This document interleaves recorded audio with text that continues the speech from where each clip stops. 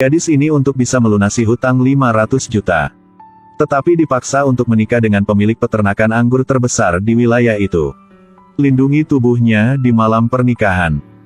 Tawan dengan sengaja menuangkan gel mandi yang penuh lantai lalu berpura-pura jatuh.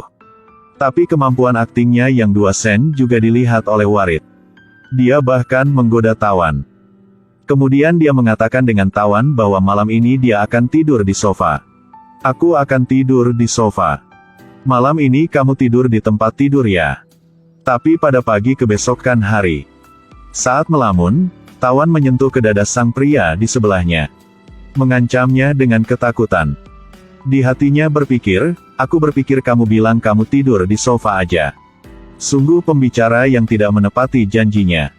Tapi Warid dengan nakal menjawabnya bahwa tidur sofa tidak bisa nyaman daripada di tempat tidur. Terlebih lagi, ada seorang wanita cantik di tempat tidur.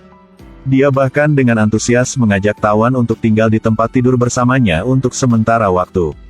Saat ini Tawan menerima panggilan telepon dari seorang pria. Setelah dengar dia panggil Mas Mike. Warid juga tahu orang yang di ujung itu adalah siapa. Itu sang pria sudah mencium Tawan pada malam itu.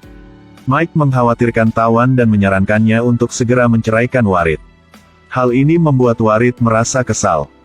Lebih dari itu, jika Mike tahu tahun itu, orang yang merawat Tawan selama di rumah sakit adalah Warid. Mengapa dia tidak memberitahu ke Tawan? Api marah mulai menyala di hati Warid. Dia dengan marah menyeret Tawan kembali ke tanah pertanian untuk bekerja. Dia menyuruh Tawan membawa kotoran sapi keluar untuk kering sebagai pupuk. Bagaimanapun, Tawan adalah gadis di keluarga kaya, dia tidak pernah terlibat dalam pekerjaan yang berat seperti ini. Warid mengatakan lagi, jika dia tidak ingin melakukan. Dia dengan mematuhi kembali ke kamar dan menghangat tempat tidur untuk Warid. Mendengar sampai ini, Tawan juga tidak terima dengan kelemahan tersebut dan berinisiatif menarik kotoran sapi. Baru mulai bekerja belum lama ini. Saudara tiri Warid juga datang saat dia tidak ada di sini. Dia pikir ini adalah kesempatan bagus baginya untuk menggali sudut tembok. Dia meminta untuk datang ke rumah Tawan untuk berbicara. Karena dia adalah adik laki-laki Warid. Jadi Tawan juga tidak berdaya melawannya. Bahkan tuangkan air dan undang dia untuk minum. Tidak terduga, dia mulai menggerakkan tangan dan kaki dengan Tawan. Untungnya, Warid kembali tepat waktu. Dengan begitu, dia tidak akan membiarkan adiknya mencapai tujuannya. Setelah itu, dia bilang satu kalimat. Jangan mengikuti istriku lagi. Jika tidak, aku akan memberimu wajah yang indah. Apa yang harus ditakuti? Hanya menjadi satu sisi tidak akan melakukan apa-apa. Aku bencimu.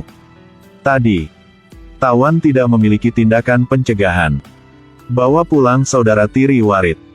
Sang adik itu baru memasuk ke pintu dan mulai menggerakkan tangan dan kaki dengan Tawan.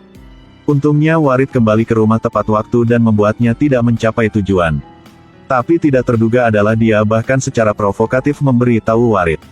Dia datang untuk merampok istri sang kakak laki-laki. Dia bahkan mengatakan jika hanya di satu sisi, itu akan tidak berhasil.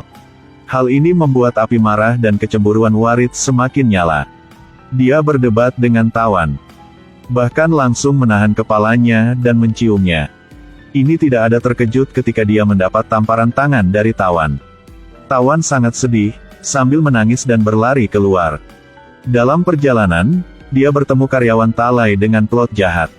Dia sudah tidak puas hati dengan bosnya sejak lama. Jadi dia ke depan dan menyeret Tawan. Bersiap untuk bertindakan. Tawan mempertaruhkan nyawanya untuk memprotes. Tawan menginjak dengan keras ke kakinya. Setelah itu, Tawan menamparnya dengan keras lalu dengan cepat melarikan diri. Talai mengikuti di belakangnya, lengketnya seperti lem dan tidak bisa dipisahkan. Saat ini, Warid sedikit khawatir ketika istrinya pergi keluar sudah lama dan belum kembali. Jadi dia keluar untuk menemukan Tawan. Dia mendengar suara minta bantuan dari Tawan tepat waktu. Dia buru-buru berlari ke arah Tawan. Tapi di sisi itu, Talai menamparkan Tawan tamparan dengan keras. Setelah itu, menutupi mulutnya. Tekannya ke bawah tanah. Mengancamnya dengan belati, mencegahnya membuat suara. Pada saat dia akan mencapai tujuan, maka Warid datang tepat waktu. Dia menendang terbang Talai, kemudian memukulnya dengan keras. Talai tidak lemah lagi tapi langsung mengeluarkan belati dan menikam ke tangan Warid. Tapi dia bagaimana bisa menjadi lawan Warid? Dia langsung dipukul pingsan oleh Warid di tempat. Kamu masih tidak apa-apa. Maaf ya, aku sudah tiba terlambat. Pada pagi kebesokan hari, Warid bersiap. Telur yang Tawan paling suka. Setelah makan sepotong, dia merasa rasaan ini sangat akrab. Tanpa sadar mengingat 2 tahun lalu, saat dia masih sedang di rumah sakit. Dia juga makan tahu yang diisi dengan anggur. Resep akrab ini, hanya orang yang dia sukai yang tahu bagaimana melakukannya. Tawan buru-buru bertanya mengapa Warid tahu cara memasak telur isi ini. Gadis ini memakan telur isi yang suaminya masak. Di hatinya berpikir tentang sang pria yang sudah merawatnya 2 tahun yang lalu. Resep masak familiar ini sama persis dengan rasa familiar tahun itu. Jadi dia dengan buru-buru berlari untuk bertanya suaminya mengapa suaminya bisa masak makanan ini. Warid bilang itu hanya cara memasak biasa. Tawan tidak percaya. Karena metode memasak seperti itu hanya bisa dilakukan oleh seseorang yang dia sukai. Warid dengan sinis bertanya kepada Tawan. Apakah orang itu mantan pacar yang dia selingkuhi? Dia hanya orang yang aku membenci aja. Dan orang yang terakhir adalah yang paling sampah. Warid api marah sudah menyala. Dia bertengkar lagi dengan Tawan. Bagaimana? Kamu bisa berpikir bahwa hanya sendirimu bisa membenci orang lain. Aku bilang sang pria itu. Dia pasti akan membenci wanita sepertimu. Tindakannya membuat Tawan sangat sakit hati. Dia terlatih-tatih kembali ke kamarnya tanpa menghentikan air matanya. Dia tiba-tiba mengingat tentang 2 tahun yang lalu. Setelah matanya melihat cahaya lagi. Hal yang pertama dia melakukan adalah bertanya-tanya tentang Warid. Tapi Mike dengan diam-diam menyuruh si dokter untuk ubah waktu pelepasan perban. Kemudian biarkan dia melihat foto Warid. Lalu mengantarnya untuk menemukan Warid. Tawan baru masuk, dia melihat seorang pria dan seorang wanita di dalam. Tapi dia kurang tahu bahwa Mike sudah menyentuh tangannya di dalamnya. Dia menyewa 2 aktor. Pemeran wanita berkata ke Tawan tahu. Suaminya datang hanya untuk mengurus Tawan karena uang. Dan sang pemeran pria itu dari awal sampai akhir tidak bilang apapun. Membuat Tawan percaya hal ini kebenaran. Dia bersumpah dia harus lupa Warid. Tapi di pihak itu, ketika Warid menerima kabar bahwa Tawan keluar dari rumah sakit lebih awal, segera dia buru-buru berlari ke rumah Tawan, tapi ketika dia sampai, dia melihat adegan yang membuatnya sangat sakit hati. Dari sini juga kedua kesalahpahaman menumpuk. Berpikir sampai ini, lalu berpikir ke adegan yang terdebat tadi pagi. Membuatnya sepanjang hari tidak senang. Warid sangat khawatir, dia menyuruh pelayan untuk bersiap makan malam yang lezat. Kemudian juga dengan ramah memberikan obatnya. Sulit bagi 2 orang untuk memiliki kesempatan yang damai dan hangat bersama. Setelah sehat, Tawan datang untuk membantu warung makanan rumahnya. Tapi tidak terduga, dia melihat adegan Warid sedang berdiri dan memeluk seorang wanita yang aneh. Namun dia dan Warid hanya suami dan istri dalam nama. Tapi ketika dia melihat adegan ini, di hati Tawan masih merasa tidak nyaman. Di luar, berpura-pura seperti tidak terjadi apa-apa. Sang wanita itu melihat begitu segera tersenyum dengan puas hati.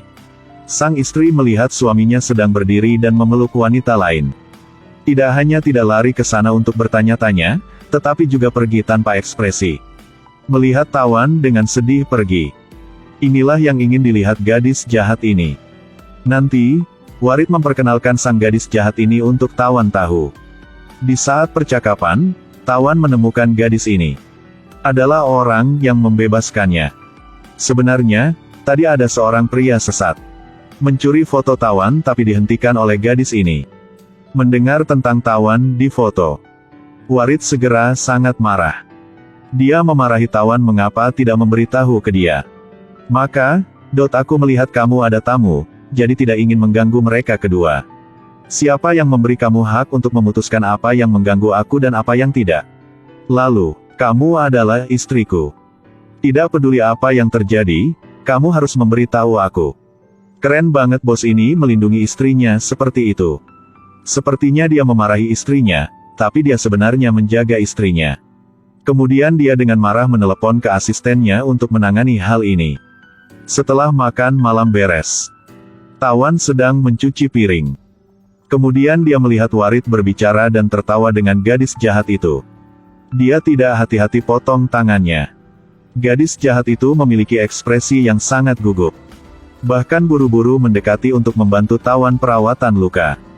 Kurang tahu mengapa, tapi lihat gerakan lembutnya ini membuat Tawan kangen Mike. Setelah kembali kamar, dia menerima panggilan telepon dari Mike. Dia mengatakan mengapa Tawan tidak bekerja sama untuk Warid dengan wanita lain. Seperti itu, Warid tidak akan lagi melekat padanya. Jadi mengapa kamu tidak mencoba menggabungkan untuk mereka berdua? Apakah itu mungkin? Dengarkan aku, wanita ini yang paling cocok. Sangat terkejut ya. Tidak terduga bahwa orang menelepon ke Tawan adalah si wanita jahat itu. Hubungan macam apa yang dia miliki dengan Mike? Kebesokan hari, si gadis jahat ini dengan sengaja berjanji Tawan. Kedua orang berjalan di pinggir sungai. Dia tanpa malu-malu mengatakan bahwa dia mengagumi Tawan karena Tawan memiliki suami yang sangat baik. Bahkan mengejek Tawan sebagai tidak layak untuk Warid. Cepat atau lambat, Tawan akan dibenci oleh Warid. Pada saat Tawan sedang tenggelam dalam pikiran itu, segera gadis jahat itu mendorong Tawan ke sungai.